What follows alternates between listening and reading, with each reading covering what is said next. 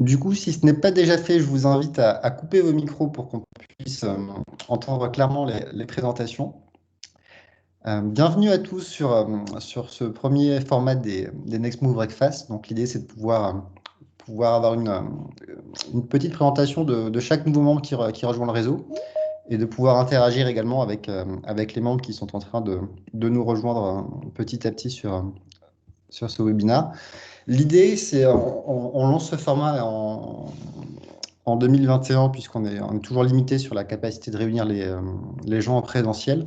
On, on se rend compte qu'il y a beaucoup de demandes pour pouvoir avoir ce lien de réseau. Donc, on a un deuxième rendez-vous qui est programmé le 17 avril.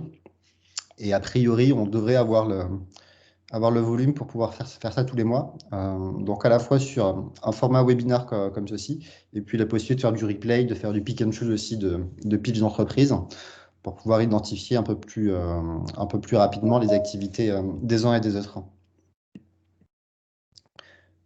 Donc, je pense qu'on va pouvoir commencer. Du coup, on avait une contrainte horaire avec Obdo, donc je leur ai promis d'intervenir en premier. J'ai volontairement pas fait d'ordre de passage, etc., pour qu'on soit un peu plus, dans un format un petit peu plus convivial, comme aurait dû l'être, hein, le petit déjeuner d'accueil des nouveaux membres. Euh, mais voilà, Obdo, je sais, a une contrainte sur un webinaire à 9h30, donc je leur avais promis de pouvoir intervenir en début d'événement. Du coup, je vous invite à faire un partage de connexion, un partage de slides ou d'écran si vous avez un support à afficher. À bien penser à ouvrir votre micro. Et du coup, Hop, je vais tout le couper monde le m'entend? temps et vous laisser la parole. Hop, super. Oui, bah, bonjour à tous. Je sais pas si vous m'entendez. Bon, je vous avais coupé les micros, je vois des hochements de tête, donc je suppose que oui. J'espère que vous allez bien de bon matin. Je remercie Nextmove de l'opportunité de présenter notre savoir-faire. Donc quand je dis notre savoir-faire, je parle de Obdo. Alors qui est Obdo? On est basé à Colombelles au pôle efficience. La société a été créée par 6 personnes issues du monde de la microélectronique. On est un bureau d'études qui est spécialisé dans l'Internet des objets et notre expertise elle va se retrouver dans 3 choses. Donc l'électronique, le numérique et l'applicatif, donc les logiciels, pour faire des capteurs et objets connectés. On est une équipe de 15 personnes avec une partie qui va s'occuper de l'hardware et de l'électronique et une autre partie qui va s'occuper du software. Donc l'objectif, c'est d'avoir toutes les compétences en interne pour répondre au cas d'usage du donneur d'ordre, qui peut être exprimé soit d'une page blanche ou soit de quelque chose de déjà exploité mais qui va nécessiter des modifications. Obdo a fêté ses 8 ans en janvier. Au cours de ces années, on a pu avoir la chance d'avoir des expériences multisectorielles, que ce soit dans l'aéronautique, l'étude du vivant, le sport de compétition, le domaine du médical et même de l'automobile. Généralement, on réalise ce qu'on appelle des moutons à 5 pattes. Donc, c'est soit des projets dont la brique technologique ou le capteur ou l'architecture technique et matérielle n'existe pas encore sur étagère. Depuis l'annonce du plan France Relance, qui a pour but de financer la réindustrialisation, on travaille pas mal sur des thématiques autour de l'industrie 4.0, comme par exemple rendre les anciennes machines intelligentes grâce à des capteurs qui vont remonter de la donnée souhaitée et offrir un dashboard avec alerte ou une vue globale de l'état du site. On peut faire de l'analyse préventive en opposition au curatif des machines, mais après ça, c'est des cas d'usage parmi tant d'autres. Euh, Obdo, nous, on se positionne comme intégrateur. On sait déployer des technos pour améliorer des process actuels avec de la connectivité des machines multicapteurs ou l'intégration de données hétérogènes. On travaille généralement en sous-traitance avec différents niveaux de prestation de services qui peut aller de l'étude technico-financière d'un développement IoT jusqu'à l'intégration de cette solution prête à industrialisation. Donc, je vais vous partager mon écran tac, pour vous présenter de manière générique ce que Obdo fait. J'aurais bien aimé vous présenter des exemples concrets. Malheureusement, on n'a que 5 minutes. Hop. Donc, si vous voyez mon écran, c'est top. Alors, bon, super. Alors, on va se concentrer en fait sur la partie droite qui est le système d'objets connectés. Donc, vraiment, voici ce que Obdo fait et notre expertise. Dans l'objet connecté, il y a la partie capteur et mesure, tout simplement pour mesurer l'élément métrologique. La partie communication, qui est une partie importante, où on va peut-être choisir du Wi-Fi, Bluetooth, LoRa. Ça va dépendre de la quantité et la distance des données parcourues. On met un point d'honneur sur la partie sécurité pour que l'objet ne soit pas une source en fait, de piratage ou centre d'attaque, et qu'on va intégrer directement en fait, dans nos designs de produits. La partie algorithmie, où en fait on parle beaucoup du cloud computing. Nous, on va réaliser ce qu'on appelle du edge computing, c'est-à-dire qu'on sait intégrer de l'intelligence artificielle et de l'algorithmie directement dans l'objet pour faire du pré-traitement. La partie énergétique, qui est aussi importante dans l'objet connecté, vraiment cette gestion, le choix de l'alimentation en fonction de l'utilisation et l'expérience d'usage. Et enfin, l'intelligence embarquée, qui est une de nos expertises, qui va être dans les microprocesseurs, qui va permettre la gestion du fonctionnement de tous les autres points que je vous ai cités juste avant. Et on a une expertise particulière sur les STM32. Donc là, je m'adresse aux plus érudits du monde de la microélectronique. Cet objet connecté, il va faire partie d'un ensemble, d'une flotte d'objets connectés, dans lequel on va faire remonter de la donnée de manière fiable et sécurisée via des passerelles allant vers un serveur, avec une remontée visuelle, soit sur smartphone, tablette ou plateforme web. Donc vraiment, ce qu'il faut retenir d'Obdo, c'est qu'on peut concevoir un objet connecté et on peut architecturer techniquement et matériellement tout son écosystème. Donc, je vous mettrai dans la discussion nos plaquettes commerciales qui sont une liste non exhaustive d'exemples d'accompagnement de solutions IoT qui a été développée pour des tiers.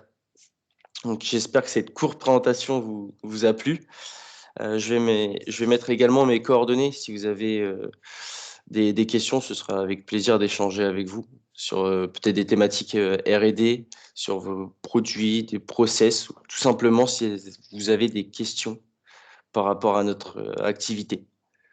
Donc, je vais retirer le partage d'écran. Je vous remercie de m'avoir écouté. J'apporte juste une toute petite précision pour ceux qui ne connaissent pas Colombelles, c'est juste à côté de Caen en fait. Oui, c'est vrai que c'était peut-être pas évident. Merci beaucoup pour cette présentation. Donc, comme je vous l'indiquais pendant le début de l'événement, vous avez un petit chat sur la droite pour pouvoir interagir et poser vos questions à l'issue des présentations. Si on a un peu de temps, donc pour Obdo, je sais que ce sera compliqué de rester jusqu'à la fin. Si on a un peu de temps, on pourra également faire des petites salles avec les différents pitchers si vous voulez échanger plus avant avec l'une ou l'autre des entreprises qui présentent aujourd'hui.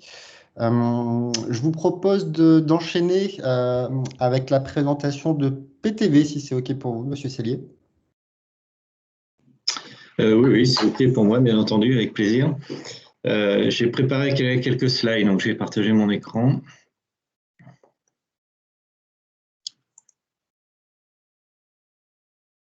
Alors, normalement, vous devriez voir.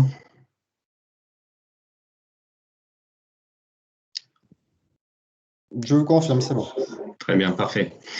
Donc, pour commencer, je vais me présenter. Donc, je suis Didier Cellier, j'assure la direction générale de PTV France. Donc, PTV France, qui est une filiale du groupe PTV. Donc, je reviendrai un petit peu plus dans le détail de qui nous sommes et ce que nous faisons, et aussi également l'intérêt que nous portons au groupement d'intérêt NextMove, bien évidemment. Alors, PTV, on est éditeur de logiciels. Donc, on est une jeune start-up d'un peu plus de 40 ans. Alors, bien évidemment, on fait figure de sociétés particulièrement expérimentées, puisqu'on est sur le marché de la mobilité depuis un petit moment. Et pour autant, on a quand même su garder notre agilité et notre jeunesse en étant très organisé au plus près des besoins et des exigences marché. Alors, quel est notre secteur d'activité? En tant qu'éditeur, on intervient dans toutes les problématiques liées à la mobilité. Alors, aussi bien la mobilité des personnes que la mobilité des biens.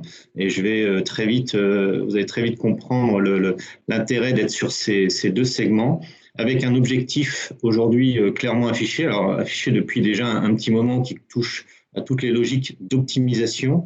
Donc, comment optimiser à la fois les déplacements existants sur des infrastructures existantes, mais aussi comment optimiser ces déplacements en pensant ou en réfléchissant aux infrastructures de demain. Il y a un autre élément également important qui rentre en ligne de compte, c'est quelles sont les mobilités d'aujourd'hui, bien évidemment, pour pouvoir les intégrer dans nos analyses, dans nos calculs, mais aussi quelles peuvent être les mobilités de demain, en étant capable d'intégrer à la fois des infrastructures futures, mais aussi des mobilités futures, comme les véhicules électriques, les véhicules autonomes, de façon à pouvoir intégrer ça dans toutes les réflexions qui sont menées autour des mobilités. Alors, on a parlé beaucoup d'optimisation pendant des années, et petit à petit, l'optimisation laisse place à des logiques de transport plus propres, plus intelligents. On voit que l'écologie, bien évidemment, joue un rôle de plus en plus fondamental. On ne cherche plus seulement à se déplacer rapidement d'un point A à un point B, mais on cherche également à se déplacer de manière la plus écologique possible. Alors, ce qui est intéressant en tant qu'éditeur, c'est qu'aujourd'hui, on intervient aussi bien auprès des villes, auprès des régions, pour penser et réfléchir aux infrastructures, à la fois les infrastructures existantes, bien évidemment, et l'optimisation de ces infrastructures, accompagner les villes et les régions dans les réflexions qui peuvent être menées en termes d'infrastructures et de mobilité de demain. Mais on intervient aussi auprès des transporteurs et logisticiens pour les aider à optimiser, bien évidemment, tout ce qui concerne le déplacement et les livraisons des marchandises qu'ils ont à opérer au quotidien. Et finalement, on est vraiment au cœur à la fois de ceux qui pensent et réfléchissent ces infrastructures et également auprès de ceux qui les utilisent. Donc ça, c'est intéressant parce qu'on a du coup un peu un rôle d'ambassadeur pour à la fois bien informer aussi les villes et les régions des préoccupations des transporteurs, mais aussi pour reporter auprès des transporteurs les contraintes qui peuvent être instanciées auprès des villes. Alors, en tant qu'éditeur, ce que je disais, on va couvrir majoritairement deux domaines et deux secteurs qui ont longtemps été traités chez PTV comme deux domaines séparés et qui de plus en plus convergent, notamment avec des problématiques de logistique urbaine.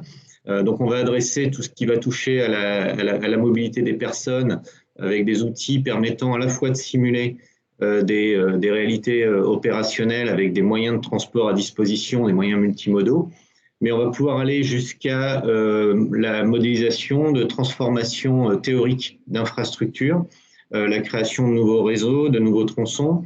On est capable d'injecter également des véhicules autonomes ou des flottes de véhicules autonomes sur différentes hypothèses et différents scénarios. Et puis, lorsque l'on a mis en place ces différents modèles et ces différents scénarios, on va être capable d'accompagner par un suivi applicatif l'exécution et la bonne exécution de ce qui peut avoir été pensé ou réfléchi lors des situations théoriques, pour par exemple intervenir sur de la programmation de fonctionnement de feux tricolores pour permettre une fluidité du trafic sur certains axes. Donc on va vraiment être à la fois sur la partie théorique et sur la partie exécution. Et sur la partie transport, c'est un peu le même principe. On va disposer de solutions et d'outils qui vont permettre d'équiper des bureaux d'études, transport et logistique. Et on va aller jusqu'à l'exploitation pour permettre de doter les exploitants, lorsqu'ils doivent préparer les tournées au quotidien, d'outils leur permettant de travailler et de traiter à partir des données, des algorithmes et des variables qui ont été éventuellement réfléchis et pensés en bureau d'études. On a également une branche conseil qui intervient pour accompagner sur des gros projets de mobilité. Alors là, on va plutôt travailler au niveau des grandes organisations comme par exemple le comité olympique ou la FIFA lorsqu'il y a des grands événements pour des réflexions de mobilité ou également auprès de grandes sociétés de transport lorsqu'il y a des vraies réflexions de refonte au niveau des différentes infrastructures. Alors en termes de cas d'usage, j'en ai listé quelques-uns ici. Alors je ne vais pas rentrer dans le détail lors de ce pitch. Ce que je peux vous proposer, c'est à l'issue soit d'échanger un petit peu plus dans le détail sur ces cas d'utilisation, mais on a également un site internet qui est extrêmement bien fait et qui va pouvoir vous donner beaucoup d'informations sur les différents cas d'usage. Alors je vais essayer de repartager mon écran avec Internet, ce sera peut-être plus pratique. Voilà. Je pense que vous devez voir le site Internet à l'écran. Donc, vous allez pouvoir retrouver très vite l'ensemble de nos domaines d'expertise pour aller voir un petit peu plus dans le détail ce que l'on peut proposer, par exemple, en qualité de l'air, avec toutes les informations, bien évidemment, sur ce que PTV propose et ce qui est possible de mettre en œuvre, avec plus d'informations et de détails sur les produits qui permettent de traiter cette problématique.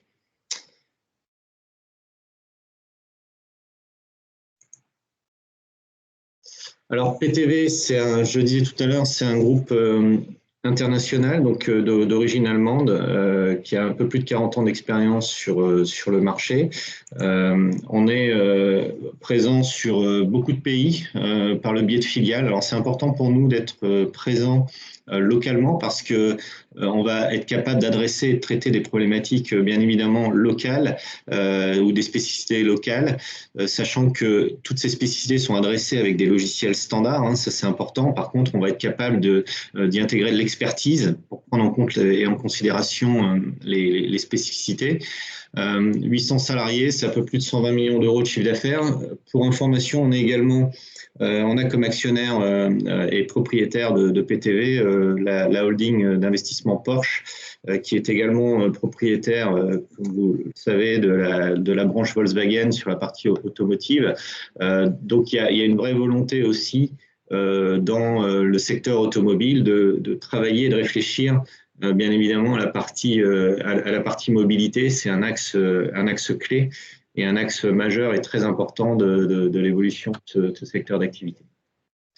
En France, on est l'une des plus importantes filiales du groupe. On doit être la deuxième ou troisième filiale. Bien évidemment, la deuxième, si on exclut l'Allemagne, la troisième si on intègre l'Allemagne, pays d'origine du groupe. C'est quand même 55 salariés en France, c'est plus d'une trentaine d'experts mobilité, donc ça veut dire qu'on a un axe très fort de développement et d'accompagnement de nos clients. C'est fondamental pour nous d'apporter cette expertise, pas uniquement de vendre nos softwares, mais aussi d'accompagner à la fois dans l'implémentation et aussi l'utilisation et le conseil qui pourrait en être fait. On a 3 bureaux, La Défense, Strasbourg et Lyon, avec une forte présence sur Strasbourg. Pourquoi ? Parce qu'on a eu la chance avec la ville de Strasbourg de développer énormément de projets de mobilité plutôt modernes, plutôt innovants, qui ont démarré par des sujets très ayant trait à la simulation et à l'anticipation.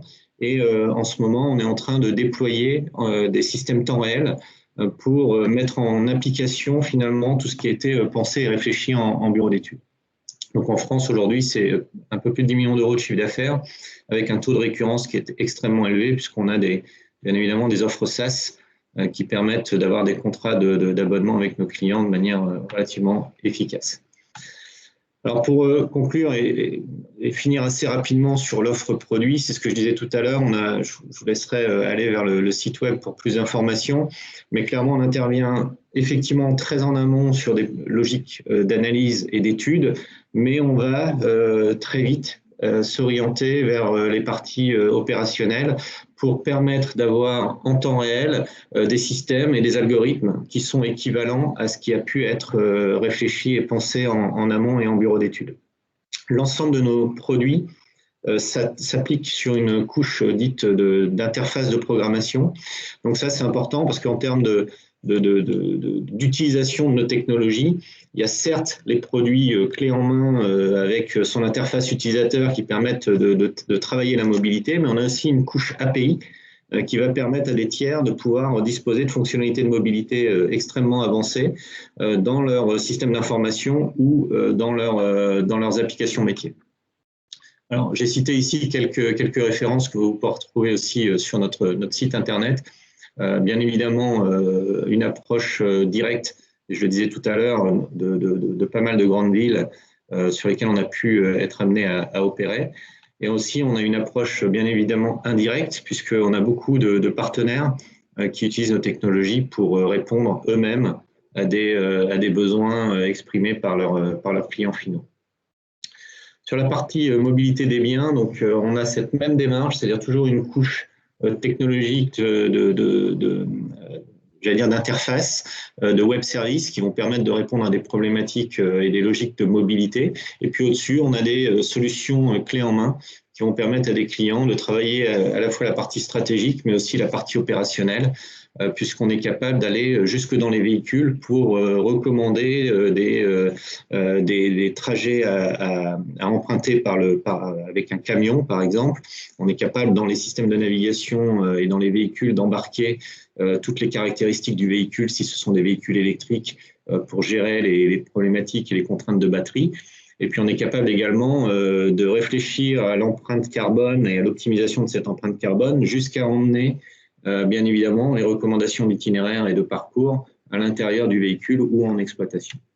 Alors, le portefeuille client logistique, ou en tout cas mobilité des biens, est extrêmement fort en France, puisque historiquement, l'activité transport de biens en France représente quasiment 80% de notre activité. On peut presque dire que tout ce qui se déplace en France est travaillé, traité par nos outils. On a quasiment tous les acteurs de la livraison de colis à domicile. Donc, on va retrouver Géodis, on va retrouver Chronopost, Colipost. Ce sont des gens qui travaillent avec nos moteurs pour réfléchir à comment améliorer le service, comment optimiser le dernier kilomètre, qui sont des enjeux fondamentaux. Et puis, on a également toute une série de partenaires, beaucoup de partenaires de télématique, d'informatique embarquée. On va retrouver également des partenaires, des éditeurs de TMS, de transport, qui, eux, ne vont pas utiliser nos applications, mais vont utiliser nos API pour être intégrés dans leurs applications métiers. On va travailler également avec beaucoup de sociétés de services, des gros intégrateurs comme Atos, comme Sopra Steria, qui, eux, vont répondre à des appels d'offres de mobilité de plus grande envergure, dans lesquels PTV peut représenter une petite brique technologique permettant de répondre à un besoin en particulier. Voilà pour cette introduction rapide. Donc, comme je le disais, notre objectif, bien évidemment, c'est de pouvoir réfléchir à la fois, optimiser les mobilités actuelles, mais aussi travailler et réfléchir aux mobilités de demain. C'est un élément très, très important pour nous. Voilà. Merci beaucoup pour cette présentation. Alors, je vous invite à refermer le micro parce que je m'entends en écho. Et je profite du coup de la présence de Lucie parmi nous aujourd'hui, qui est responsable du projet Innovation et Europe sur vos thématiques. Et je pense qu'on aura l'occasion d'échanger très rapidement, puisqu'on a un axe de réflexion sur la partie logistique, sur laquelle on souhaite faire des choses sur 2021. Et je pense que du coup, il y aura des échanges à faire qui seront intéressants. Et on a également dans l'auditoire aujourd'hui des représentants de collectivités territoriales. Donc, je pense qu'il y a quelques slides sur la présentation qui ont fait écho. Donc, voilà, je vous donne quelques pistes pour les échanges post-présentation. Je vous propose de poursuivre avec une start-up. Battery for People, c'est bon pour vous? Oui, avec plaisir. Avec plaisir. Alors, oui, en effet, on va un peu changer d'échelle entre PTV et Batteries for People. On est une entreprise un tout petit peu plus petite. Je vais vous partager mes slides à mon tour. Si j'y arrive. Hop. Alors, normalement, vous devriez voir s'afficher mes quelques slides. Ça marche. Ça fonctionne? Enchanté, merci beaucoup pour cette invitation à présenter notre activité. Je m'appelle Guillaume Hébert, je suis CEO et cofondateur de Batteries for People, qui est une jeune entreprise qui a un peu plus de 18 mois. On est aujourd'hui 6 personnes qui y travaillons et nous sommes situés à Paris. Et donc avec Batteries for People, on se positionne sur les batteries et plus particulièrement sur leur cycle de vie. Pourquoi? Parce que en fait, le cycle de vie des batteries n'est pas encore totalement adressé. Il y a encore beaucoup de choses qui restent à faire, notamment entre forcément le moment où la batterie sort d'usine dans une voiture électrique neuve et le moment où la batterie va être recyclée 15 à 20 ans plus tard. Il va se passer un ensemble de choses, que ce soit de l'usage en première vie, donc dans la voiture électrique, avec des phases de réparation, de régénération de cellules, etc., des changements de propriétaire avec des questions sur l'état des batteries. Il va y avoir ensuite une phase de reconditionnement où on va prendre des batteries de première vie, on va enlever les cellules, etc., les réassembler pour en faire des batteries de stockage stationnaire, ce qu'on appelle la deuxième vie des batteries. Et donc là, on va les utiliser pour faire tout ce qui va être stockage d'énergie renouvelable, lissage réseau, etc. Et donc, sur toutes ces problématiques que vont rencontrer les batteries à travers leur première vie ou leur deuxième vie, il y a un besoin de services innovants qui n'existent pas encore aujourd'hui. Et donc, nous, notre mission avec Batteries for People, c'est justement de créer, ou en tout cas d'agréger une partie de ces services-là pour faciliter l'usage des batteries et indirectement l'usage notamment de la mobilité électrique, parce qu'on sait que la batterie est un des freins principaux à l'acquisition d'une voiture électrique, notamment une voiture électrique d'occasion, et j'y reviendrai. Concrètement, pour développer ces services, on s'appuie d'abord sur une expertise des performances des batteries, une expertise issue de l'analyse des batteries en usage réel, hein, contrairement à des laboratoires où on va s'intéresser aux sollicitations de cellules ou de batteries dans des conditions maîtrisées. Nous, on va étudier ce qui se passe si la batterie est utilisée sur autoroute, dans des phases de charge rapide, etc. Et donc, avec cette vraie connaissance de l'impact du monde réel sur les performances des batteries et notamment sur la dégradation de ces performances. Basé sur cette expertise, on développe des services qui répondent précisément à des besoins qu'on a identifiés. On en a aujourd'hui développé 2. Le premier étant Label Batterie et le deuxième étant Antilope. Et donc, avec Label Batterie, justement, c'est issu de notre premier niveau d'expertise des batteries. C'est notre capacité à diagnostiquer l'état de santé d'une batterie. Alors, Label Batterie, c'est un certificat d'état de santé des batteries des voitures électriques d'occasion. C'est un document qui permet de se rassurer sur l'état de la batterie de la voiture qu'on souhaite acheter sur le marché de l'occasion. Pourquoi? Eh bien parce que dans le temps, les batteries perdent en performance, elles perdent en capacité de stockage, elles perdent en puissance. C'est un phénomène qui est naturel, qui s'appelle le vieillissement. D'ailleurs, le vieillissement des batteries, on le connaît tous parce qu'on l'a tous déjà vécu avec nos téléphones portables. On s'est tous déjà rendu compte que nos smartphones, au bout de 2 ou 3 ans, ne tenaient plus trop la charge, voire se coupaient en hiver. Et bien, avec les batteries des voitures électriques, on a un peu le même problème. Sauf que pour une voiture électrique, réparer ou remplacer la batterie, ça peut coûter plus de 10 000 €. Et donc, on a besoin de savoir ce qu'on achète pour être sûr de ne pas s'engager dans des frais auxquels on ne s'attend pas, etc. Et donc, c'est pour ça qu'on a créé le certificat batterie, qui est un document indépendant et qui est un élément de réassurance sur le marché de l'électrique d'occasion. Petite particularité avec Label Batterie, le diagnostic se fait à distance par nos clients, que ce soit des particuliers ou des professionnels, grâce à une application mobile et à un boîtier de diagnostic OBD. Hein, on fait de la lecture CAN, donc on va aller chercher les différents indicateurs, les différents capteurs qui sont situés sur la batterie, analyser ce qui en remonte et en déduire l'état de la batterie. Donc ça, c'est pour Label Batterie. Et le deuxième service qu'on est en train de développer, alors qui existe déjà dans une première version un peu proof of concept et qui est en train là d'être développé pour un format un peu plus large et un outil un peu plus complet. D'ailleurs, Antilope, c'est un service qui est aujourd'hui à l'étude par un jury Next Move en vue d'une potentielle labellisation. Donc, on est sur une phase vraiment de développement de cette app. C'est justement une application mobile qui permet d'assister les conducteurs de véhicules électriques avant et pendant leur trajet. Alors avant, parce que quand on a une voiture électrique, on a besoin, quand on planifie un trajet, de savoir eh bien, combien de fois on va devoir s'arrêter pour recharger, à quels endroits, pendant combien de temps, etc. Et puis on a besoin d'optimiser un petit peu tout ça selon différents critères, soit la consommation, soit le temps total de trajet, soit les heures à laquelle on a envie de s'arrêter, par exemple sur la pause déjeuner, etc. Et puis, on va aussi accompagner le conducteur pendant le trajet, parce que là aussi, si jamais il y a des changements d'itinéraire imprévus, des pauses imprévues, des embouteillages, etc., eh bien, il faut que notre outil, notre assistant d'autonomie, puisse nous dire, ah bah là, vu les circonstances actuelles, il faut prévoir une pause de recharge en plus ou une pause en moins, et ça va avoir tel impact sur votre trajet. Pour faire tout ça, on s'appuie sur des modèles de consommation qu'on a développés en interne, des modèles de consommation ultra précis, actuellement les plus précis du marché, sur la consommation d'une voiture électrique. Et donc, on va prendre en compte le trafic, le poids, les dénivelés, parce qu'il y a le freinage régénératif qui permet de récupérer un petit peu d'énergie. On va aussi analyser le style de conduite, on va analyser l'état de votre batterie, on va prendre en compte la météo, le vent, la pluie, la température. Tout ça pour être le plus précis possible et donner un outil de réassurance aux conducteurs de voitures électriques, un outil qui, quand on nous dit bah, vous allez arriver à destination avec tant de pourcents de votre batterie et vous n'allez pas tomber en panne, eh bien, on peut avoir confiance parce qu'on sait qu'Antilope est précise. Voilà ce qu'on fait aujourd'hui avec Antilope, voilà ce qu'on fait avec Batteries for People entre Label Batterie et Antilope, donc 2 niveaux d'expertise.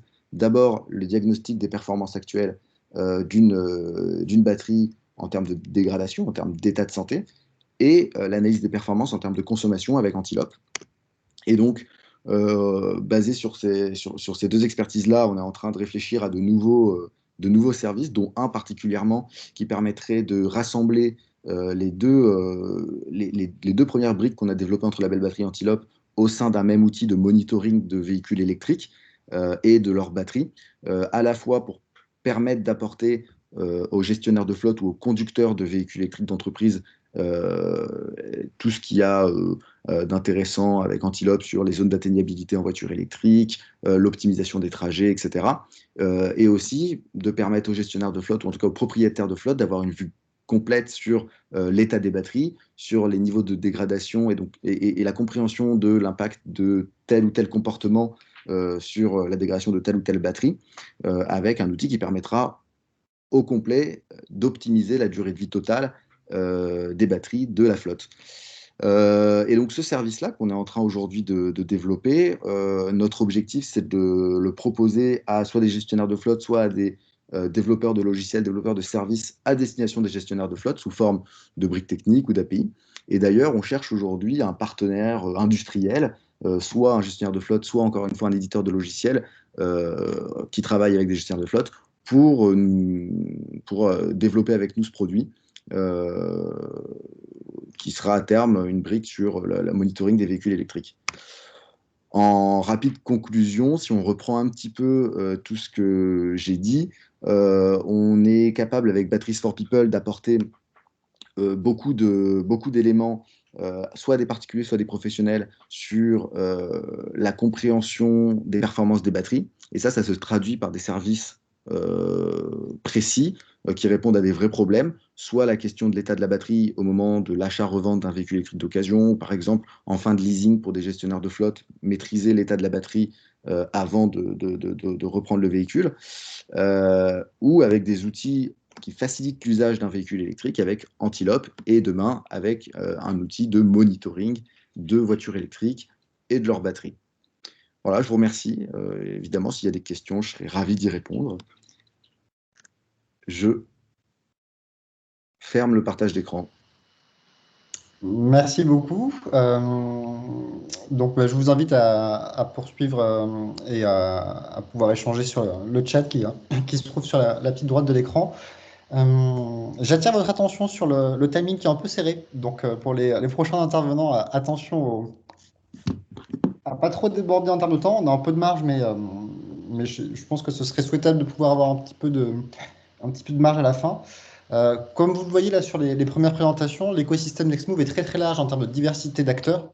Et je vous propose du coup de poursuivre sur cette diversité sur la prochaine intervention avec celle de l'ICAM qui m'a demandé de partager la présentation qu'ils m'ont envoyée par mail. Donc c'est à moi du coup de partager mon écran.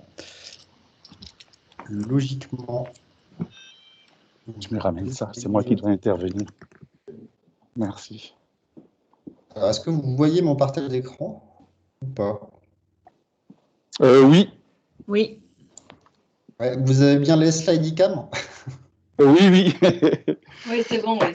Ok, bon, ben, je reste en veille. Vous me dites slide suivante pour faire défiler parce que c'est un PDF et je ne peux pas normalement vous donner la main pour le faire. Donc, à Ouais, vos ordres. Bonne intervention. je suis désolé. Pas de souci. Je suis désolé. Alors, j'étais avec une entreprise. Alors, pour le moment, il n'est pas là. Je vais enlever rapidement mon masque. Voilà, pour que vous puissiez me voir. Donc, je suis Paul-Éric Dossou. Je suis responsable recherche de l'ICAM, un des 3 responsables recherche. Alors, l'ICAM, c'est une école d'ingénieurs généralistes. On essaye de travailler sur des problématiques de recherche qui sont liées directement à l'entreprise. Donc, on fait plutôt de la recherche appliquée. Voilà, et donc on essaye de le faire en collaboration avec différentes entreprises, en collaboration avec les entreprises et en collaboration avec des laboratoires, avec différents laboratoires des universités. Voilà. Si vous voulez passer à la diapo d'après, ça va me permettre, parce que j'ai vu qu'on n'a que 5 minutes, donc il faut aller vite. Alors, à l'ICAM, on a une 60aine de permanents qui sont titulaires d'un doctorat et qui potentiellement pourraient travailler sur des activités de recherche, mais de façon effective, on en a 46 qui le font et qui le font à fond, dont 30 sont dans des laboratoires de recherche comme des laboratoires CNRS, etc. Et puis, on a 35 doctorants, enfin, on a depuis janvier 2020, 35 doctorants qui sont encadrés ou co-encadrés par l'ICAM. Si vous voulez bien passer à la diapo d'après. Voilà, donc celle-là, c'est juste pour vous donner une idée des laboratoires avec lesquels nous collaborons. Voilà, donc je peux passer assez rapidement. Moi, je suis associé à l'IFSTAR, anciennement IFSTAR, maintenant Université Gustave Eiffel. Voilà. À l'ICAM, on a 3 axes de recherche. Production, management et stockage de l'énergie, structures et matériaux innovants et transition technologique et sociétale. Voilà.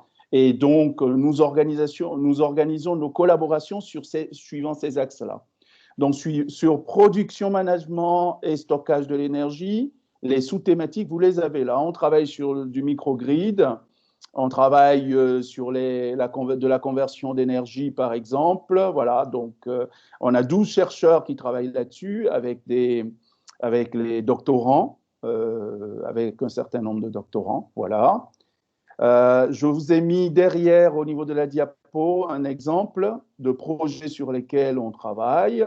Donc, sur cette diapo-là, vous avez la partie management du transfert de chaleur et vous avez aussi du management thermique sur les équipements automobiles. Voilà. Donc, on a des projets qui sont nationaux, internationaux ou régionaux auxquels nous participons en collaboration avec des entreprises ou avec les laboratoires dans lesquels nous sommes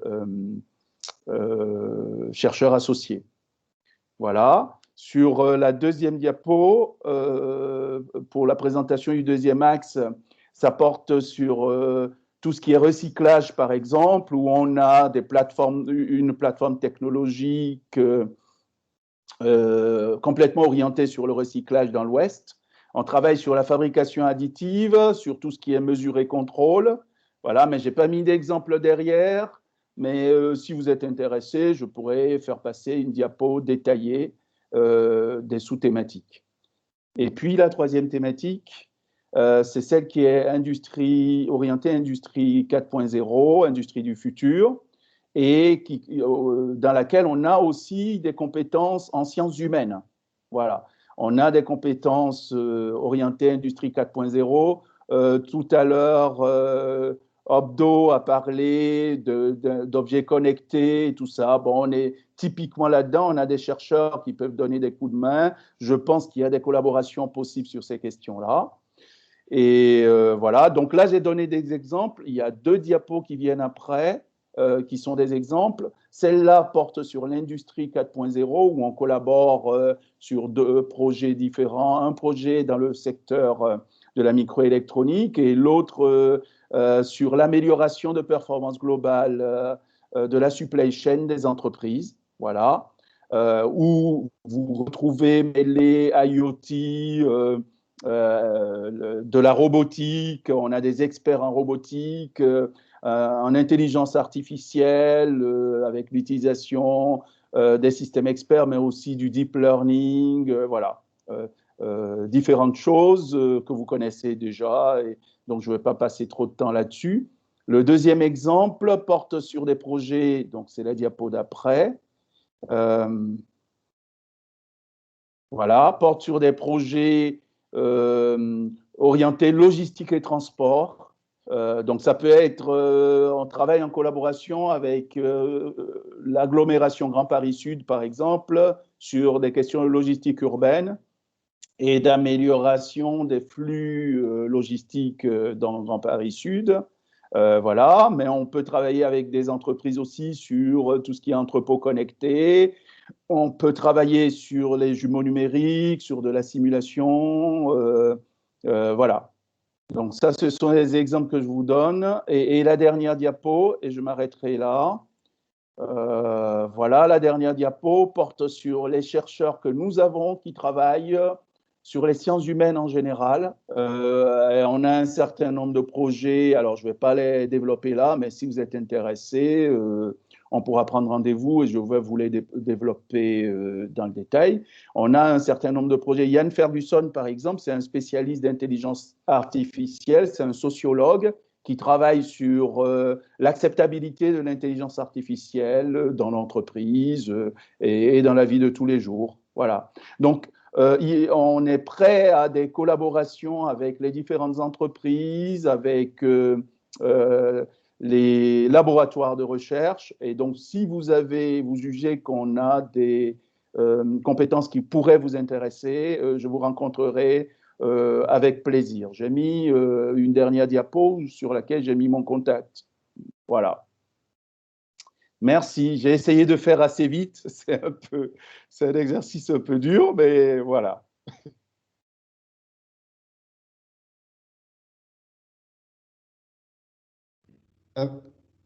Je pense que je parlais dans le vide avec mon micro fermé, donc je disais oui, effectivement, c'est un exercice un peu compliqué. Naturellement, on pourra faire les mises en relation hein, si vous avez besoin entre entreprises. Je profite également de souligner la présence de ma collègue Isabelle, qui est présente aussi parmi nous et qui adresse particulièrement les sujets industrie du futur et industrie 4.0. Donc, je pense qu'il y a des échanges aussi à organiser avec elle. Avec plaisir. Avec plaisir. Et j'ai oublié de préciser que nous, on a acheté PTV Vissim. Donc, je pense que Didier Selier, c'est ça il devrait être content. Voilà. J'espère que vous en êtes content en tout cas. Mais... nous en sommes contents. Très bien. Et juste une toute petite information rapidement. On est justement en train de travailler, de monter un groupe de travail entre les écoles et les industriels sur le sujet. Donc, Monsieur Dossou, je vais vous contacter. C'est Damaris Lévy-Miller qui parle de Next Move. Ah, très bien. Parfait. Je suis à votre entière disposition et il n'y a pas de problème. Nous voulons ça, justement. D'accord, très bien. Pour nos chercheurs. Merci. Merci beaucoup.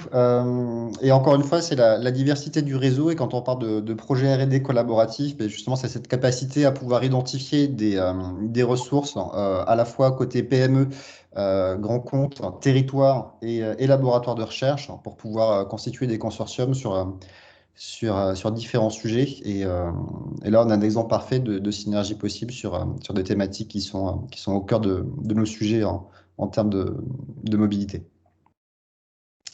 On va passer à mes voisins virtuels de Seine-et-Marne, puisqu'on est à vol d'oiseau, pas très très loin. Je vais proposer à Oerlikon du coup de faire la présentation suivante. Ouais, très bien, merci beaucoup. Merci pour cette occasion de présenter nos activités à l'ensemble du groupe. Alors j'ai préparé une présentation, je vais essayer de faire rapide, j'ai compris que le timing était serré. Et déjà si je mets du temps à partager mon écran, ça ne va pas le faire. Vous voyez mon écran? Hop. Ouais, c'est bon. Oui, c'est bon. Super. Très bien, donc petite présentation de ma personne déjà. Donc je m'appelle Monitaï, je travaille donc chez Oerlikon Balzers. Je suis basé en Seine-et-Marne, à Ferrières-en-Brie. Et donc j'ai un rôle de ce qu'on appelle chez nous des Global Account Managers. En gros, je suis en charge de suivre les clients automobiles en France et justement développer le business Oerlikon Balzers au niveau France. Alors Oerlikon Balzers, c'est un grand groupe suisse qui a commencé en fait à travailler sur l'ingénierie des surfaces. Alors en 1946 et au Liechtenstein. Et aujourd'hui, donc, on a une branche de Oerlikon qui s'appelle Oerlikon Surface Solutions, qui mondialement représente un nombre d'employés assez important, donc de 7800 à peu près, un chiffre d'affaires d'1,5 milliard en francs suisses et une présence mondiale renforcée de 157 sites et une présence sur 37 pays. Dans Oerlikon Surface Solutions, on a 3 business units. Comme vous pouvez le voir, il y a Oerlikon Balzers, Oerlikon Medco et Oerlikon AM pour Additive Manufacturing. En gros, chacune des business units est spécialisée dans des technologies d'ingénierie des surfaces. Donc quand on parle d'ingénierie des surfaces, on parle de traitement ou bien de revêtement. Alors, pour parler des technologies, donc Oerlikon Balzers est spécialisée, elle, dans la nitruration, nitrocarburation et dans ce qu'on appelle, nous, le dépôt par voie sèche de couches minces par des procédés PVD et PACVD. Donc PVD pour Physical Vapor Deposit et PACVD pour Plasma Assisted Chemical Vapor Deposit. Donc on parle donc nitruration, nitrocarburation. Donc là, on parle d'un traitement métallurgique où on vient diffuser de l'azote ou du carbone sur la superficie en fait, d'un matériau métallique pour le durcir et donc améliorer ses caractéristiques mécaniques. Quant au PVD et PACVD, on vient parler là d'un dépôt. Alors on va parler d'un niveau de couche mince, on va parler d'un niveau atomique où on aura vraiment des couches très fines, donc qui peuvent aller de 0,2 à 20 microns, avec des propriétés fonctionnelles telles que l'amélioration, par exemple, des coefficients de frottement sur des systèmes mécaniques. Ensuite, pour Oerlikon Medco, on va parler là de projection thermique et de dépôt laser. Et ce qui est intéressant dans cette technologie, c'est qu'en fait, on peut déposer via la mise en fusion de différents types de poudres métalliques. Et là, en fait, ce qui est intéressant, c'est que les poudres métalliques, on peut vraiment mélanger différents types de matériaux pour donner des propriétés, les propriétés souhaitées. Et là, on va parler de revêtements qui peuvent aller de 20 microns à 20 mm. Et donc, ce sont des procédés de dépôt, on va dire, qu'on appelle, couche épaisse. Et ensuite, pour la partie production additive, donc Oerlikon AM, donc là, bon, il n'y a pas de secret, c'est de l'impression 3D, alors de pièces métalliques, polymères ou céramiques. Et donc là, Oerlikon travaille surtout sur la réalisation de prototypes ou de petites séries pour le monde, par exemple, automobile. Vous avez par exemple un exemple là d'allègement de piston, ici, qui est plutôt sympa à regarder. Alors, Earlycon propose du coup, à travers ces 3 technologies, propose de répondre à différentes thématiques. Alors, j'ai déjà pu en citer quelques-unes, donc l'amélioration par exemple des systèmes tribologiques, où là on va diminuer les coefficients de frottement, améliorer la durée de vie du système. Et un exemple d'application qui est très commun et qu'on connaît, que l'on connaît, qui utilise par exemple la technologie PVD et que vous avez tous dans vos véhicules, c'est les axes de piston qui sont dans les chambres à combustion de votre moteur. Donc aujourd'hui, on va dire que le moteur à combustion interne n'a pas vraiment le vent en poupe, mais l'utilisation du PVD dans ces moteurs-là a permis justement de réduire les consommations de carburant et aussi, par exemple, annuler de ne plus avoir ces phases de rodage qu'on avait avant. Donc on a d'autres buts, on peut répondre à d'autres objectifs, plus à enjeux environnementaux par exemple aussi avec nos technologies. Et un enjeu sur lequel on travaille en ce moment avec nos clients, c'est notamment la réduction des particules fines pour les disques de frein. Ça, c'est un sujet qui est aussi intéressant pour l'environnement. Donc, avec les nouvelles normes Euro 7, on va avoir justement des restrictions sur les particules fines qui peuvent justement avoir qui peuvent provoquer des problèmes de santé. Et donc, avec nos solutions, par exemple, de revêtement, de projection thermique, on peut proposer des solutions qui permettent de diminuer la quantité de particules fines. Donc voilà, en gros, sur ce slide, on peut voir qu'on travaille sur différentes thématiques. Et on travaille aussi, du coup, avec nos technologies sur différentes industries. Alors, on n'est pas limité avec nos applications sur les industries. Et on a beaucoup d'applications côté aéronautique et automobile.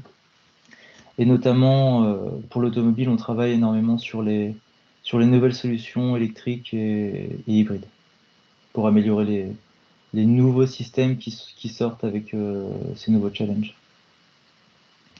Alors, Oerlikon Balzers, en fait, en gros, propose ces technologies à travers, on va dire, un triptyque de services. Donc, le premier c'est réaliser le revêtement pour le client. Le deuxième, c'est la vente de machines. En fait, ce qu'il faut savoir, c'est que Oerlikon a la maîtrise de ces machines parce qu'il les produit, ils produisent le hardware à la fois le software, donc du coup il maîtrise complètement la machine et donc vend aussi ces systèmes à ses clients si les clients souhaitent justement opérer directement dans leurs usines. Ou bien le troisième axe, c'est de réaliser en fait une usine dans l'usine du client, où là on va installer nos machines et aussi notre personnel pour réaliser les services d'Oerlikon. Et le dernier slide, c'est voilà, pour dire qu'on a une présence mondiale, qu'on a un groupe mondial avec voilà, une présence sur les continents américains, en Europe et en Asie. Et en France plus particulièrement, on a 6 sites de production et dont un site plus orienté recherche et développement. J'en ai terminé. Merci beaucoup pour cette présentation. 8 minutes. Bon, très honnêtement, comme vous êtes les premiers à vous plier l'exercice, je suis relativement souple sur le timing de présentation. Les prochains, par contre, devront avoir affaire à un timekeeper beaucoup plus exigeant. Merci beaucoup. Merci. Et du coup, on va conclure ce premier cycle de présentation avec Louis Raymond. Bonjour Romain, bonjour à tous. Merci. Bonjour. On va essayer de faire vite. J'espère que tout va bien. Merci de nous accueillir. Je suis Baudouin Barré, donc cofondateur de l'IRO, cofondateur également. Alors, Je ne sais pas si c'est chez moi, mais j'ai des problèmes de son, je vous entends difficilement, c'est un peu haché. Est-ce que ça va mieux? Ça a l'air. Allez-y. Très bien. Alors oui, merci. Oui, Raymond, c'est un service de mobilité intelligente par van partagée dédié aux entreprises. Nous l'avons fondé en juillet 2020 après la fin du premier confinement. Donc, nous avons préparé quelques slides rapides.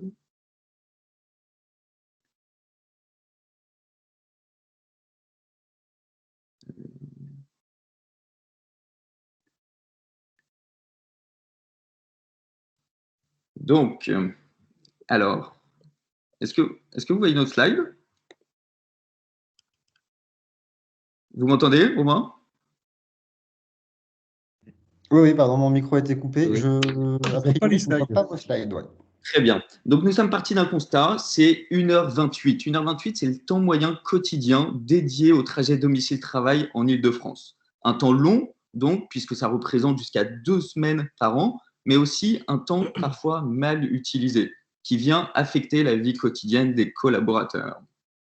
À cela s'ajoute le défi du post-Covid, donc un contexte particulier pour les entreprises, puisque a été mis en place un nouveau mode de travail hybride pour lequel il y a un besoin de faciliter le retour des salariés en entreprise. Donc, il faut les motiver à revenir au travail en présentiel avec un moyen de transport d'un côté sécurisé, mais aussi confortable justement pour faciliter cette transition du télétravail vers le travail sur site. De l'autre côté, nous avons le télétravail qui peut, lui, générer un sentiment d'isolement chez les collaborateurs et, à terme, affecter la cohésion d'équipe pour l'entreprise. Excusez-moi, on ne voit pas vos slides. On voit pas vos slides. D'accord, merci. Alors.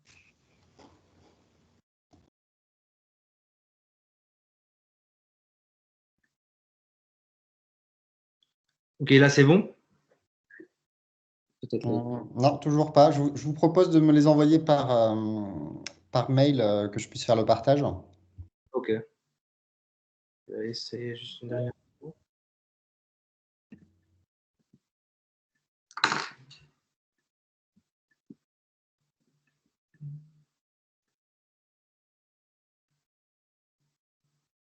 Ok, c'est bon?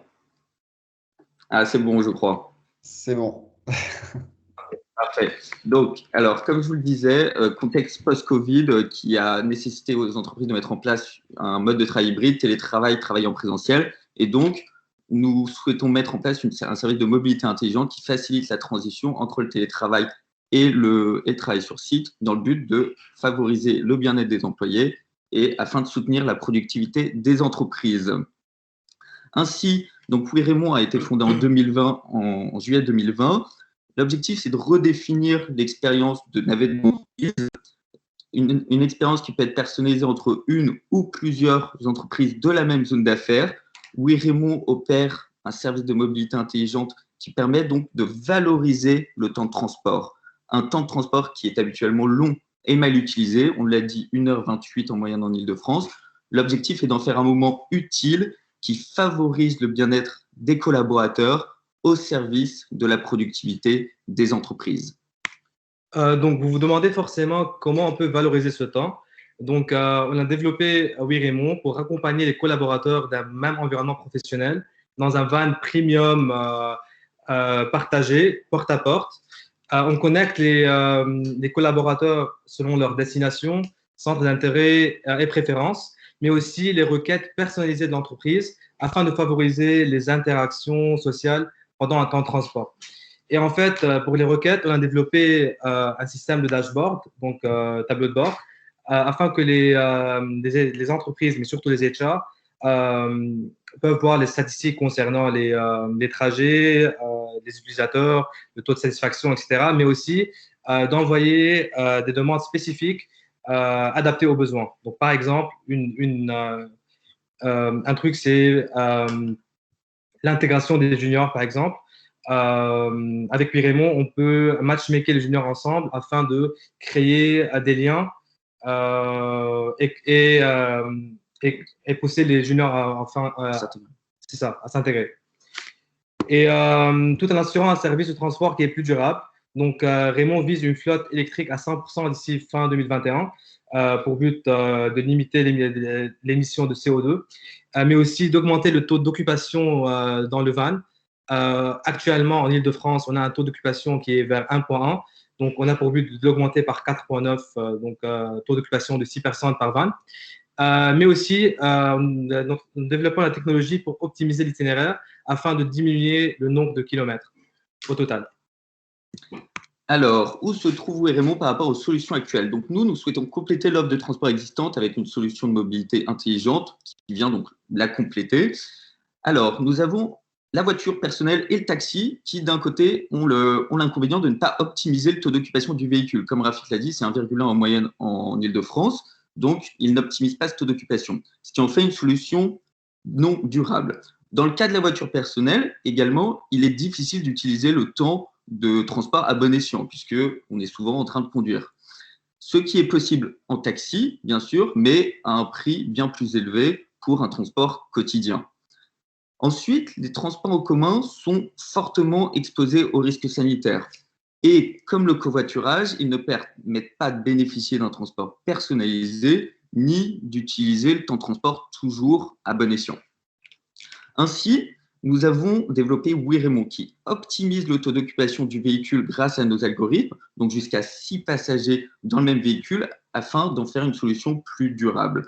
Également, le van est régulièrement désinfecté et conduit par un chauffeur professionnel pour un trajet sécurisé. Ensuite, Wayrémont opère un trajet personnalisé à la demande, c'est-à-dire un trajet qui est personnalisé, porte à porte, partagé avec des passagers qui se ressemblent, ce qui permet ainsi de le rendre accessible tout en créant une atmosphère qui favorise les interactions sociales pour un transport utile et agréable. Ainsi, Wayrémont renforce l'attractivité d'une zone d'affaires avec une nouvelle offre de transport au service des citoyens. Merci Romain, nous avons terminé. Merci beaucoup. Donc, comme vous le voyez, on a un panorama qui est assez diversifié en termes de solutions et des thématiques adressées autour de la mobilité. On a quelques axes là, qui reviennent à l'issue des présentations, donc des solutions de mobilité innovantes qui sont couvertes par ma collègue Lucie. On a des solutions industrie 4.0. Qui sont, elles, adressées sur la partie innovation par mon collègue Geoffroy Martin et sur la partie industrie 4.0 pure par Isabelle que j'ai citée tout à l'heure. Ce qu'il faut retenir, c'est que vous avez un écosystème qui correspond à vos champs exploratoires en termes de mobilité, à la fois en termes d'accompagnement auprès de nos équipes, mais également de communautés d'acteurs. Donc là, on a un petit échantillon des nouveaux membres du réseau. On va essayer de développer ça pour que vous puissiez, au fil du temps, avoir l'ensemble en fait, des structures membres qui puissent avoir fait une présentation, ce qui vous permettra très rapidement de pouvoir piocher dans les différents intervenants. Ce que je vous propose du coup, c'est de faire un petit tour de questions si vous en avez, à la fois sur les présentations auxquelles vous avez pu assister, sur des attentes ou des besoins en termes de mise en relation ou d'accompagnement au sein de Nextmove, pour qu'on puisse du coup vous accompagner au mieux sur vos premiers pas dans le réseau, puisque vous êtes tous de récents nouveaux adhérents. Récent étant bien grand mot, puisque vous êtes depuis janvier 2020, a priori des récents adhérents, mais en tout cas qui n'avaient pas eu l'occasion de faire ces mises en relation un peu informelles de bienvenue. Donc voilà, je vais arrêter de parler et puis vous laisser ouvrir vos micros pour prendre une première salle de questions. Philippe Orvin, bonjour. J'aurais une question pour Wayrémont. J'aurais voulu savoir comment comment vous procédez pour la désinfection des véhicules. Bonjour Monsieur Orvin, Baudouin Barré. Donc pour la désinfection des véhicules, en fait, on a des bonbonnes de gaz qui sont à mettre en place dans le van que le transport soit effectué. Donc les portes fermées, et ce sont c'est des bonbonnes de gaz O3. C'est de l'azote. De l'ozone, pardon. Exactement. Ouais. Ok. Merci pour votre question. Je vous recontacterai. Très bien, monsieur Arvin. Merci.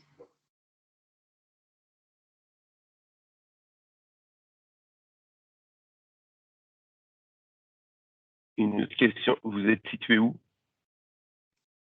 Alors, nous sommes situés boulevard de Strasbourg, donc dans le centre de Paris.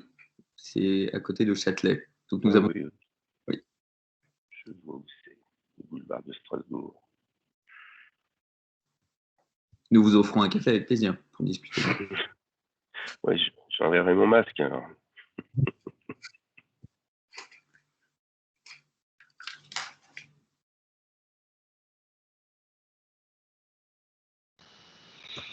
Moi, j'avais une question pour Monsieur Hébert, pour BFP.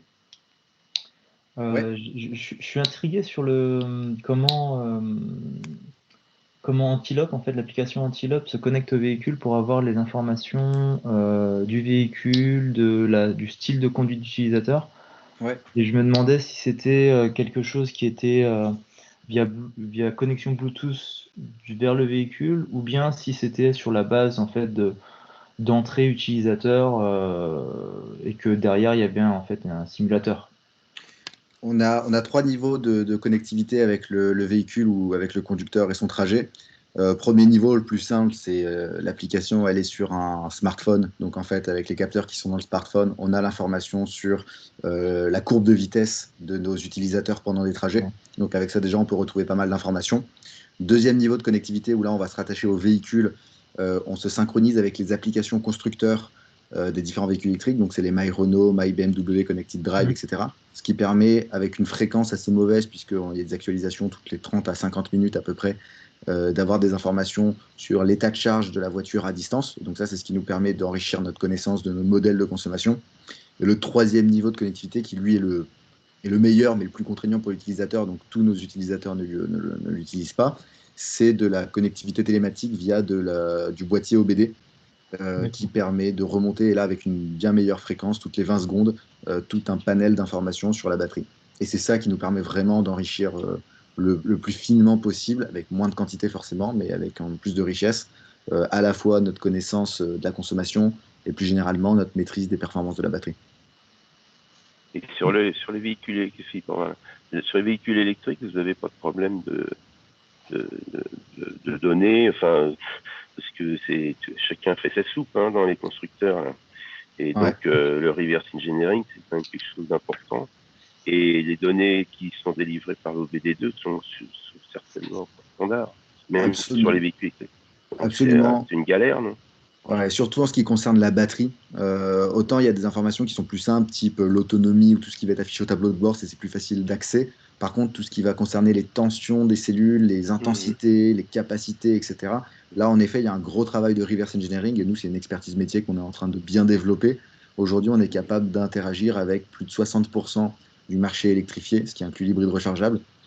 Notre objectif, c'est d'être quasiment exhaustif d'ici la fin de l'année. Donc oui, il y a un gros travail de reverse, c'est ce qu'on fait aussi en interne. Bravo, bravo. Merci. Très bien. Merci beaucoup. Merci à vous pour vos questions.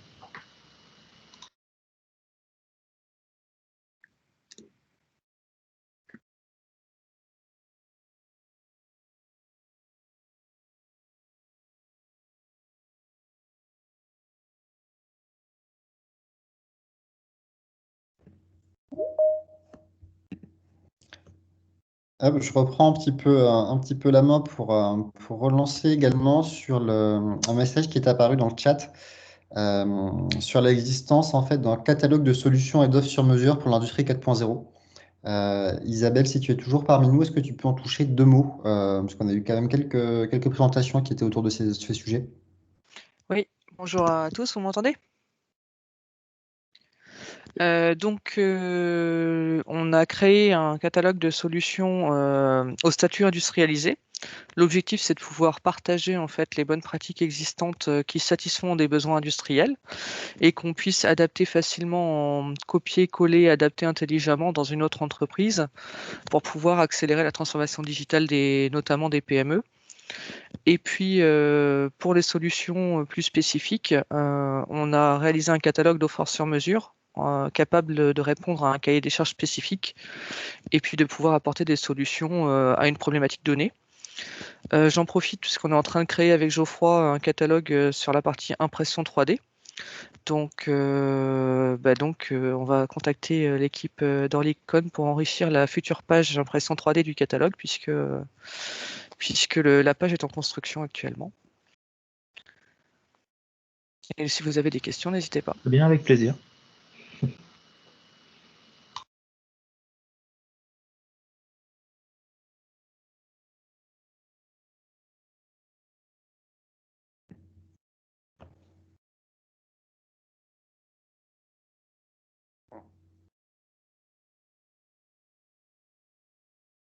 Bon, je pense qu'on a fait le tour des questions. Peut-être individuellement sur les entreprises qui ont pitché.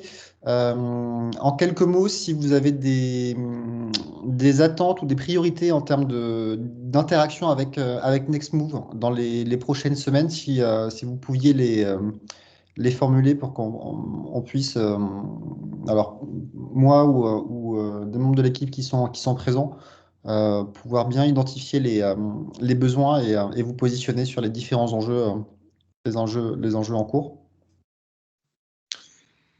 Oui, si je peux dire un mot.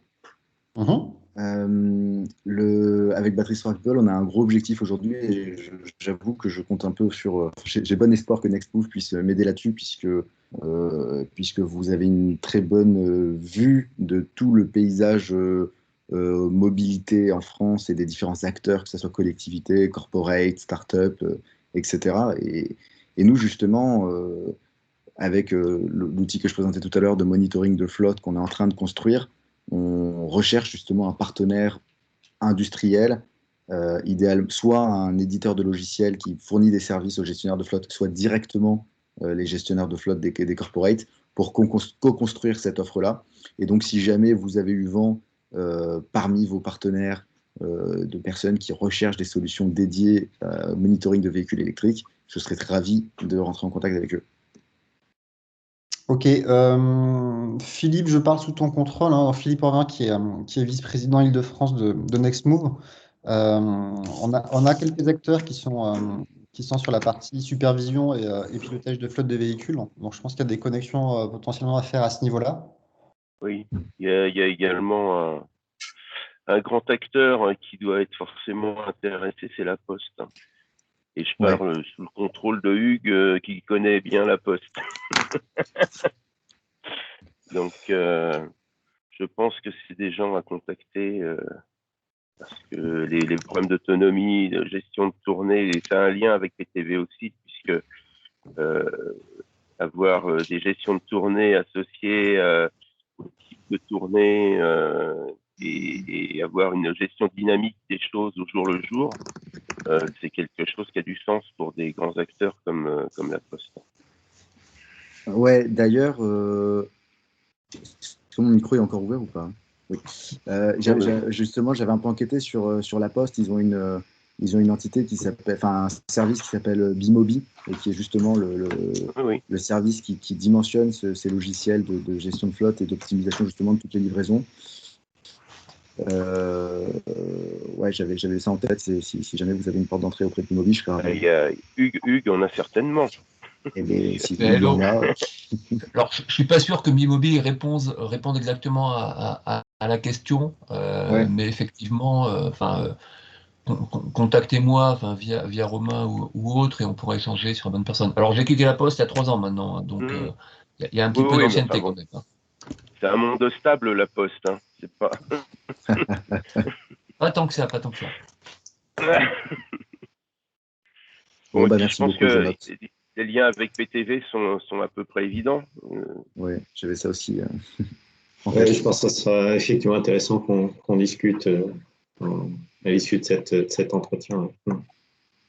Sinon, moi, je peux vous inviter à remplir le formulaire de la bourse à projet collaboratif qui est aussi sur le site, sur l'espace 4.0 du site Nextmove, pour formuler en fait votre appel à partenariat et qu'il soit visible sur le site. Après, ça existe en mode privé confidentiel où on ne publie pas le nom de la société ou en mode public, comme vous voulez. Donc voilà, ceux qui ont des appels à projets collaboratifs, vous êtes tous invités à aller les soumettre sur la plateforme.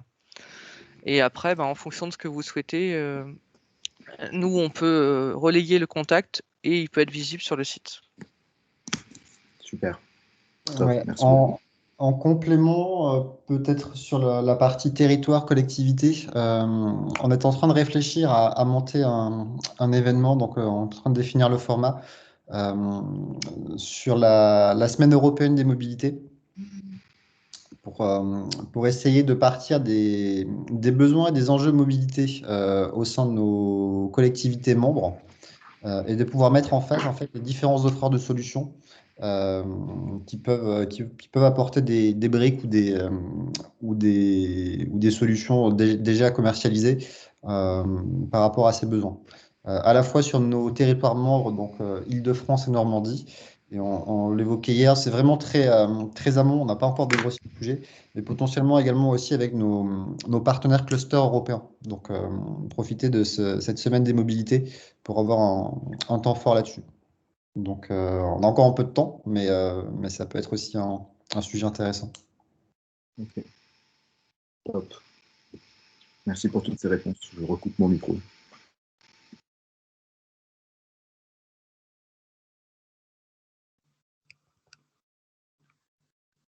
Du coup, côté PTV, monsieur Sellier?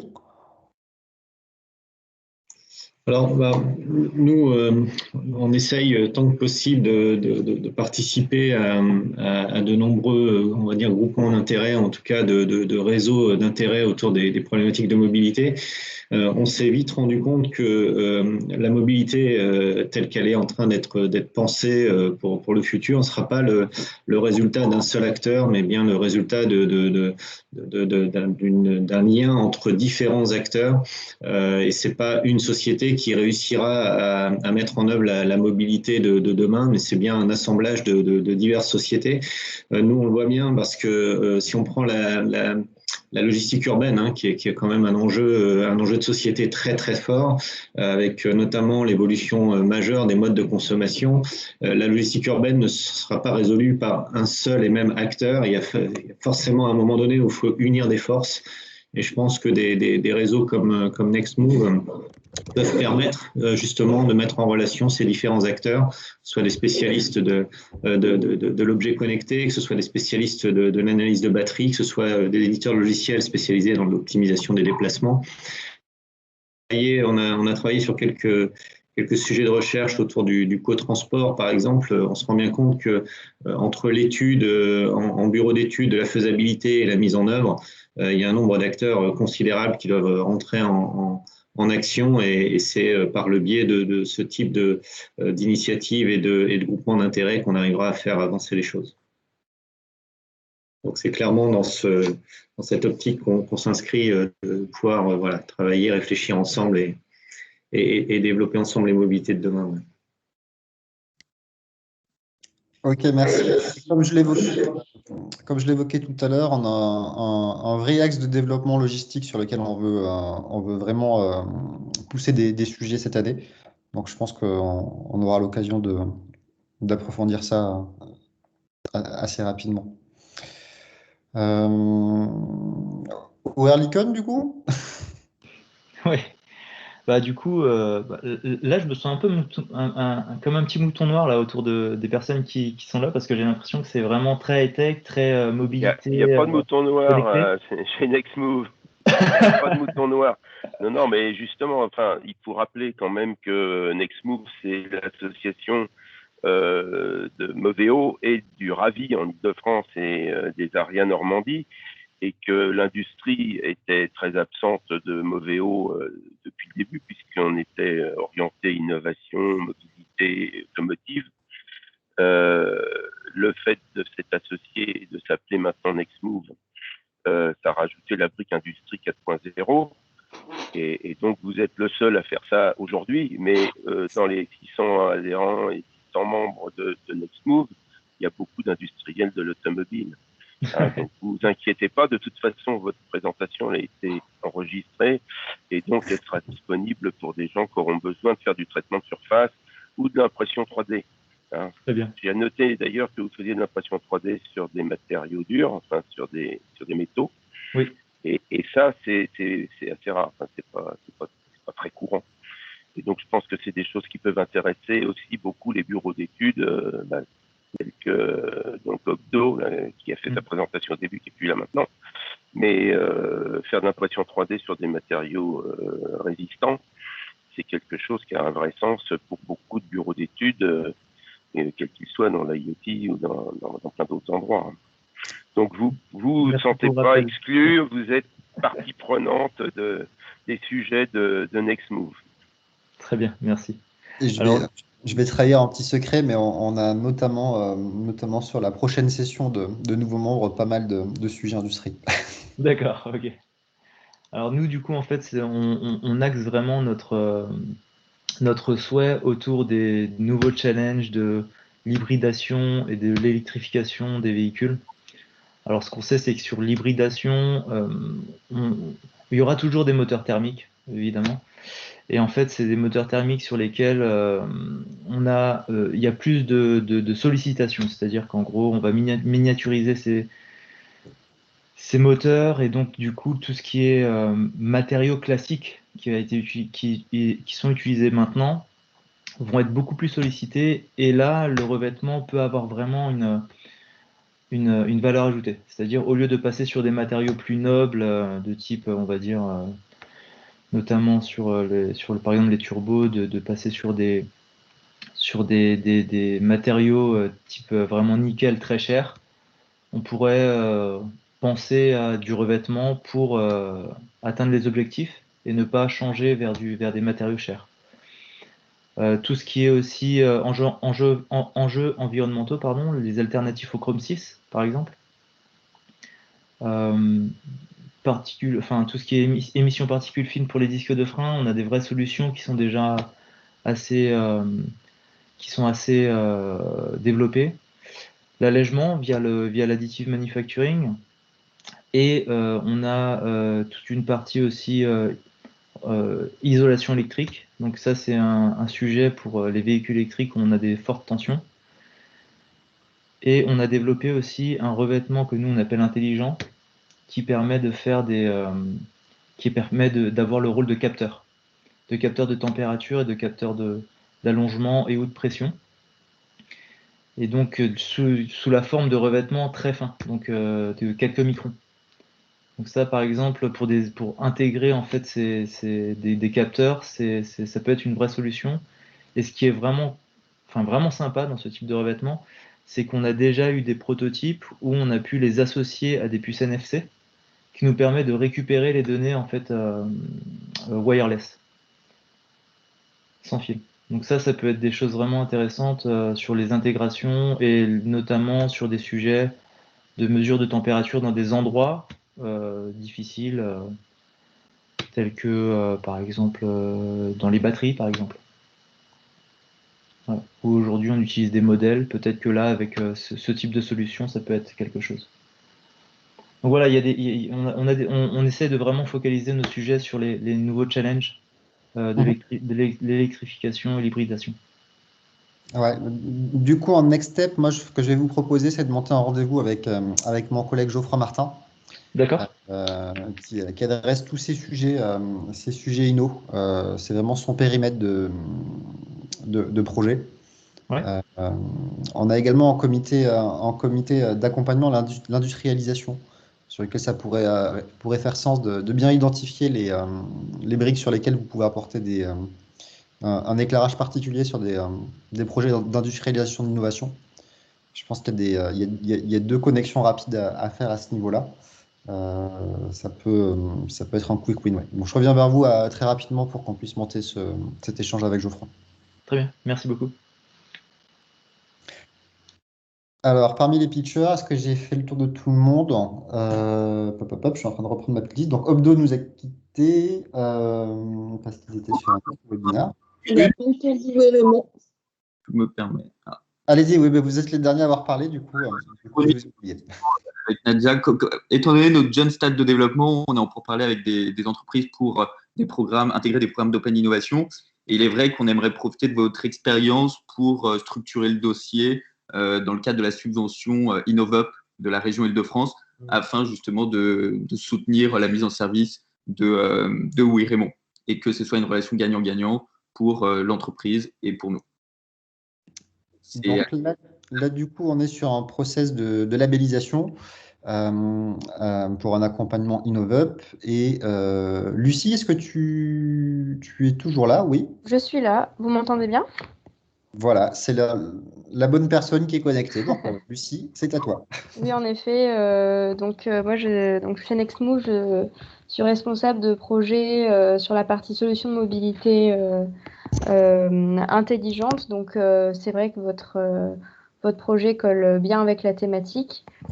Et je m'occupe notamment d'accompagner à la labellisation les projets comme les vôtres sur différents appels à projets comme InnovUp. Donc, je pense que vu le timing, on pourra peut-être en discuter en dehors et je vous recontacte par mail pour qu'on puisse échanger de vive voix sur votre projet.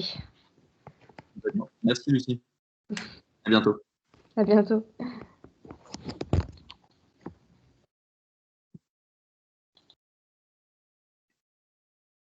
Super. Du coup, je pense qu'on a un peu débordé sur le... Non, 10 heures tout pile, pour une fois. Je vous remercie pour votre participation pour ce premier Next Move Breakfast. Donc, comme je vous le disais, on a pour ambition de pouvoir l'inscrire en récurrent tout au long de l'année. Donc, le prochain est programmé pour le 17 avril prochain.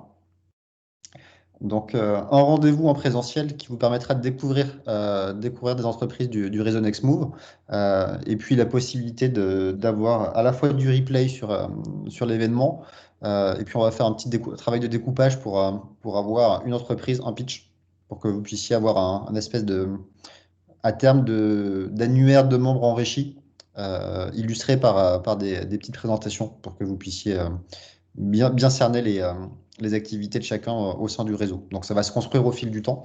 Donc, c'est un travail qui va prendre, à mon avis, quelques semaines, voire quelques mois. Donc là, on a commencé avec les nouveaux membres et puis je pense qu'on va élargir progressivement avec l'ensemble des membres du réseau. Donc, ça fait potentiellement 600 pitchs à écluser. Donc voilà, il y a un peu de boulot, mais je pense que j'aurai un peu de renfort pour en organiser en parallèle, en les thématisant, etc., pour qu'on puisse avancer là-dessus. J'aurais quand même une petite remarque, c'est super comme idée, enfin, je trouve ça très, très, très, très bien. Et ce que je regrette quand même, c'est qu'il n'y ait pas beaucoup de membres autres que les nouveaux membres dans ce breakfast. Parce que c'est étonnant d'ailleurs, parce que il y a eu des partages sur LinkedIn et tout ça. Et donc, je pense qu'il faudrait peut-être insister ou faire des témoignages, peut-être les personnes qui ont présenté les pitchs, faire des témoignages en disant que ça a été utile, etc. Et donc, de telle sorte à ce que les prochains breakfasts soient non pas juste entre nous, ou entre soi, mais plutôt avec l'ensemble de la communauté Nextmove. Et c'est l'effet de la nouveauté, hein, c'est le premier, oui, donc c'est ce que j'allais normal. dire. C'est l'ambition de monter en puissance progressivement sur l'événement. Et puis j'allais parler des IMM, mais on a eu le même sujet quand on a initié le rendez-vous. On n'a pas fait nos 680 rendez-vous d'affaires tout de suite. Hein. Oui, non, mais c'est une bonne idée en tout cas. Et puis peut-être passer les pitchs sur LinkedIn, parce que c'est quand même un réseau qui est particulièrement vu. Et donc faire ce que vous avez fait pour les nouveaux permanents, pardon. C'est-à-dire faire des petites annonces LinkedIn en mettant donc les présentations qui ont été faites aujourd'hui, par exemple. Ouais, c'est prévu. Donc, ce que je vais faire, moi, c'est que je vais faire un petit découpage avec vos différents pitchs. Je vous les proposerai pour validation, puisqu'on diffusera bien entendu avec l'accord de chaque intervenant. Comme je l'indiquais, si vous avez des supports, des vidéos, des choses comme ça que vous voulez joindre aux présentations, n'hésitez pas à me les adresser.